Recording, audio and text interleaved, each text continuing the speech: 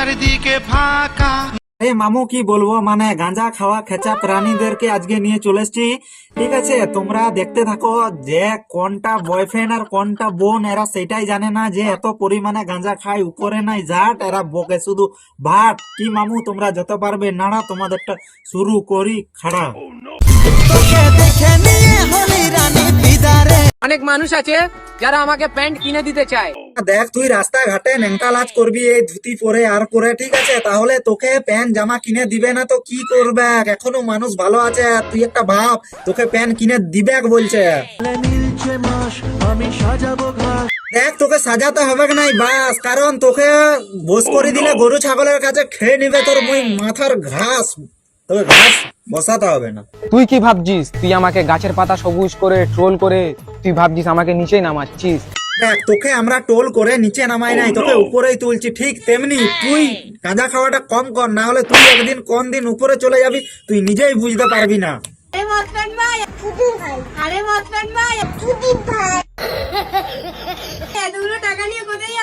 গাঁজা খেতে আরে ছাবড়ি দেখ, তোকে বলা হচ্ছে যে হাতে 200-500 টাকার নোট নিয়ে যে বলছিস যে আমি গাঁজা খেতে যাচ্ছি, এইটা তোদের ভিডিও নাই বানাতে পারছিস, গাঁজা খাচ্ছিস নুকিয়ে খা।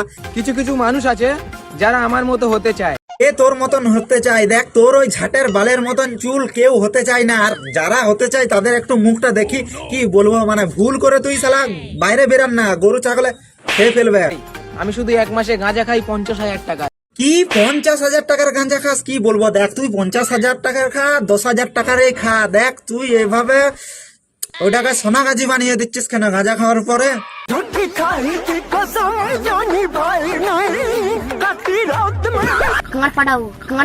যা হওয়ার হয়ে গেছে, এবার সেটাই হবে যেটা আমি চাইবো। কে বে তুই? যেটা বলবি সেটাই হবে। তুই কি সবুজ গাছের ঝাটের বান নাকি?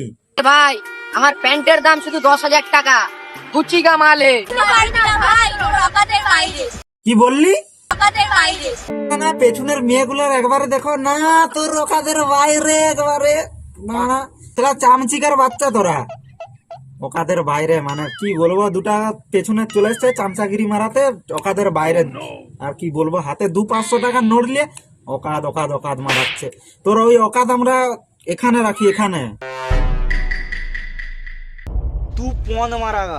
যখন আমি কিছু বি করতে যাই তখন বলে তুই এটা জোকারের মতো কি করছিস, ছাপড়িগিরি করছিস। আমি সেই জিনিসটাই সাকসেস পেয়ে যাই। এক ভাই একটু গাঁজা ফাঁজা খেলা কম খা, কি বলবো, মানে সাকসেস তাই না?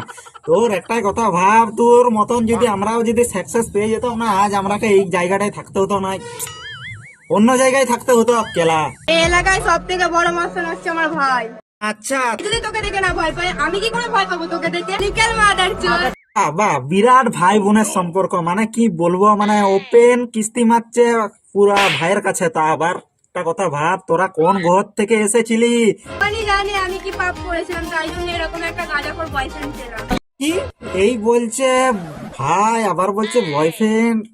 কি চিন্তায় পড়ে গেলাম, কনফিউজ হয়ে গেলাম। আরেকবার দেখি। ওর বয়ফ্রেন্ড হচ্ছে আমার ভাই।